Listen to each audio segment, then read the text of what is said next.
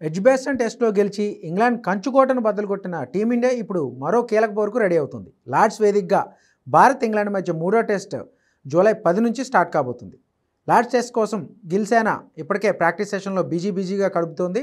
అయితే మూడో టెస్ట్ మ్యాచ్లో భారత్ జట్టులో కీలక బౌలర్ ఒకరు అరంగేట్రం చేసే అవకాశాలు ఉన్నాయి.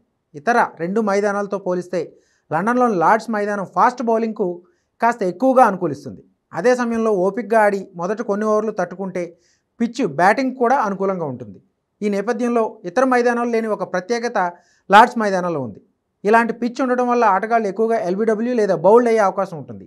దీనివల్ల ఇతర పిచ్చులపై బౌలింగ్ చేసినట్లుగా లార్డ్స్ మైదానంలో బౌలింగ్ చేస్తే సరిపోదు. కొన్నిసార్లు పరుగులు ఎక్కువగా పోయే అవకాశం కూడా ఉంది. దీన్ని దృష్టిలో ఉంచుకుని భారత్ జట్టు స్టార్ ఫాస్ట్ బౌలర్ హర్షదీప్ సింగ్ను టెస్ట్ క్రికెట్లోకి అరంగేట్రం చేయించాలని కోచ్ గంభీర్ డిసైడ్ అయినట్టు తెలుస్తోంది. ఇలాంటి పిచ్చులపై ఎడం చేతి వాటం ఫాస్ట్ బౌలర్లు చాలా ప్రభావం చూపిస్తారు.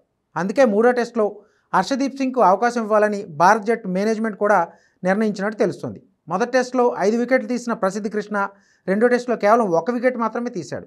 ఇప్పటికే బుమ్రా మూడో టెస్ట్ కోసం జట్టులోకి రానుండగా హర్షదీప్ కూడా వస్తే బౌలింగ్ అటాక్ మరింత బలంగా ఉంటుంది. దీంతో ప్రసిద్ధ్ కృష్ణ స్థానంలో బుమ్రా, స్పిన్ ఆల్రౌండర్ వాషింగ్టన్ సుందర్ను పక్కన పెట్టి హర్షదీప్కు చోటిస్తారని వార్తలు వస్తున్నాయి.